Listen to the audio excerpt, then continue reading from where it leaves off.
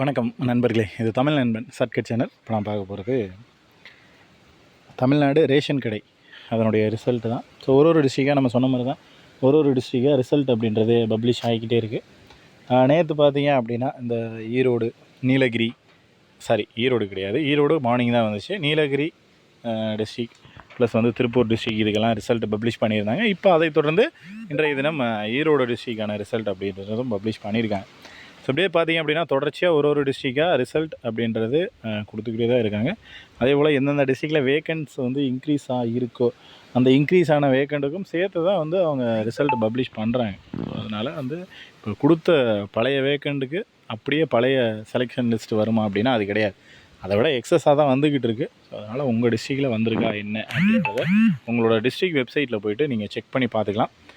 TRP அப்படின்னு போட்டுட்டு உங்களுடைய டிஸ்ட்ரிக்ட் என்னவோ அதை போட்டிங்கன்னா அது வெப்சைட் ஓப்பன் ஆகிடும். ஸோ அதுதான் அஃபிஷியல் பேஜ் அப்படின்றது. இந்த பேஜ் இப்படி தான் இருக்கும்.